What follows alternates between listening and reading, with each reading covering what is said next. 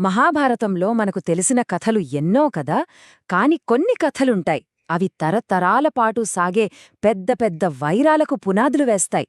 ఈరోజు మనం అలాంటి ఒక కథ గురించే మాట్లాడుకోబోతున్నాం. అసూయ. జస్ట్ ఒక చిన్న నిప్పురవ, అది ఎలా ఒక పెద్ద మంటగా మారిందో చూద్దాం. ఒక్క క్షణం ఆలోచించండి, కేవలం ఒక్క క్షణం అసూయ మన జీవితాన్ని ఎంతలా మార్చేయగలదో. ఈ కథలో ఇద్దరు అక్కచెల్లెళ్ల జీవితాల్లో సరిగ్గా అదే జరిగింది. వాళ్ల కథ మనందరికీ ఒక ముఖ్యమైన పాఠం నేర్పుతుంది. సరే, ఈ కథ ఎక్కడ మొదలవుతుందంటే కృతయుగంలో. అప్పుడు కశ్యప ప్రజాపతి అని ఒక గొప్ప ఋషి ఉండేవారు. ఆయనకి ఇద్దరు భార్యలు, వాళ్ళిద్దరూ అక్కాచెల్లెళ్ళు కూడా. వాళ్ల పేర్లు కద్రువ, వినత. వాళ్ళు చేసిన సేవలకు ఆయన చాలా సంతోషపడి, సరే వీళ్ల విధిని మార్చేసేంత ఒక గొప్ప వరం ఇవ్వాలి అని అనుకున్నారు. ఇది ఏదో చిన్న బహుమతి కాదు సుమా, వాళ్ల భవిష్యత్తునే కాదు, వాళ్ల సంతానం యొక్క విధిని కూడా శాసించే ఒక అద్భుతమైన అవకాశమది. మరి ఇంత పవర్ఫుల్ వరం దొరికినప్పుడు వాళ్ళు ఏం కోరుకునుంటారు? ఆలోచించండి. సరిగ్గా ఇక్కడే కథ ఒక పెద్ద టర్న్ తీసుకుంటుంది. ఆ ఇద్దరక్కాచెల్లెళ్ళు తమ మనసులో ఉన్న లోతైన కోరికలను బయటపెట్టారు. ఆ కోరికలే వాళ్ల మధ్య ఎప్పటికీ తీరని శత్రుత్వానికి బీజం వేశాయి. వాళ్లు కోరుకున్న కోరికలు చూస్తేనే అర్థమైపోతుంది వాళ్ల మధ్య ఉన్న పోటీ. కద్రువ ఏమడిగిందంటే, నాకు 1000 మంది కొడుకులు కావాలి, అది కూడా చాలా శక్తివంతులు అని. అంటే ఆమెకు క్వాంటిటీ, పవర్ కావాలి.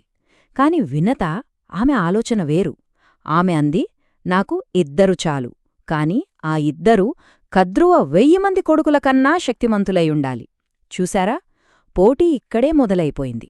సరే, కశ్యపుడు వాళ్ల కోరికలను ఆశీర్వదించారు. తథాస్తు అన్నారు.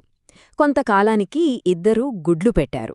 వాటిని చాలా జాగ్రత్తగా నేతికొండలలో పెట్టి తమ కలలు నిజమయ్యే రోజుకోసం ఎదురుచూటం మొదలుపెట్టారు.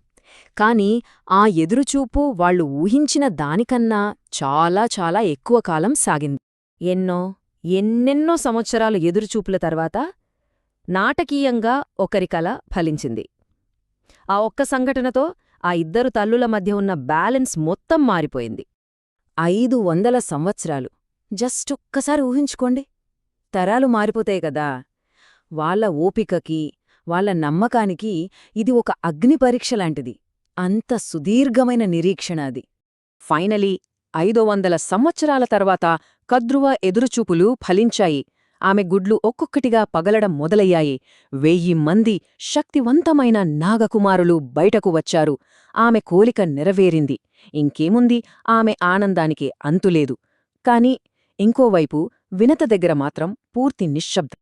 ఆ 1000 మందిలో ఆదిశేషుడు, వాసుకి, తక్షకుడు ఇలాంటి గొప్ప గొప్ప నాగులందరూ ఉన్నారు.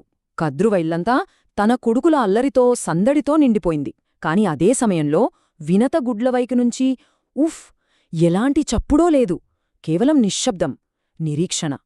ఇక్కడ్నుంచే కథలో టెన్షన్ పెరుగుతుంది. తన చెల్లెలి ఆనందాన్ని, ఆమె చుట్టూ ఆడుకుంటున్న 1000 మంది కొడుకులను చూసి వినతకిక ఓపిక నశించింది. ఆమె మనసంతా అసూయతో రగిలిపోతోంది. చూడండి, వినత తన చెల్లెలి చుట్టూ ఆ 1000 మంది కొడుకుల్ని చూస్తుంటే తన గుడ్లు మాత్రం ఇంకా పగలలేదే అని తట్టుకోలేకపోయింది. ఆ కోపం, అసూయ అన్నీ కలిసి ఆమెతో ఒక పెద్ద తప్పు చేయించాయి.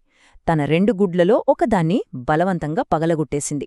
ఆ గుడ్డులోంచి ఒక బాలుడు బయటకు వచ్చాడు. కాని అతను పూర్తిగా రూపుదిద్దుకోలేదు.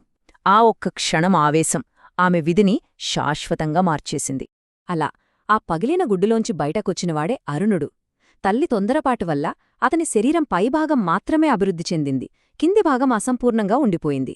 అరుణుడు అంటే ఉదయాన్నే సూర్యుడు రాకముందు వచ్చే ఆ ఎర్రటి వెలుగు. ఆ పేరుకి తగ్గట్టే అతను కూడా అసంపూర్ణంగా పుట్టాడు. అసంపూర్ణ శరీరంతోనే అయినా అరుణుడు కోపంతో తన తల్లివైపు చూశాడు. అమ్మా, నీ సవతిమీద అసూయతో నా సమయం రాకముందే నన్ను బయటకు లాగావు.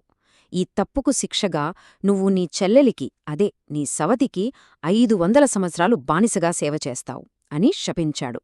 ఒక్క క్షణం అసూయ 500 సంవత్సరాల బానిసత్వానికి దారితీసింది. కాని ఆ శాపంలోనే ఒక చిన్న ఆశాకిరణం కూడా ఉంది.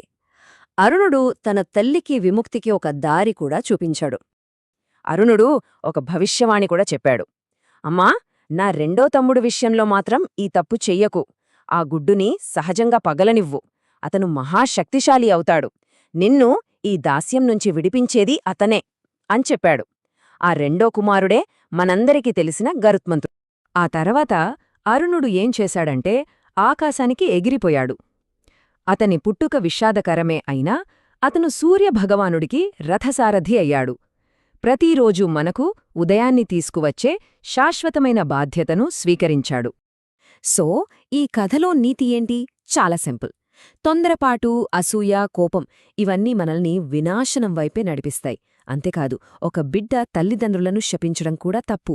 మనం చేసే ప్రతి పని అది ఓపికతో చేసిందా లేదా ఆవేశంతో చేసిందా అన్నదాన్ని బట్టి దాని పర్యవసానాలు ఖచ్చితంగా ఉంటాయి. ఇది మనల్ని ఒక పెద్ద ప్రశ్న దగ్గర ఆపేస్తోంది.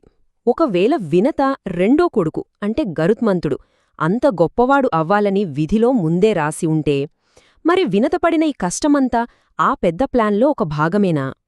అంటే కొన్నిసార్లు మన తప్పులు కూడా ఒక పెద్ద డిజైన్లో భాగమే అంటారా? విధి, మన నిర్ణయాలు, వీటి మధ్య ఉన్న సంబంధమేంటి? ఆలోచించండి.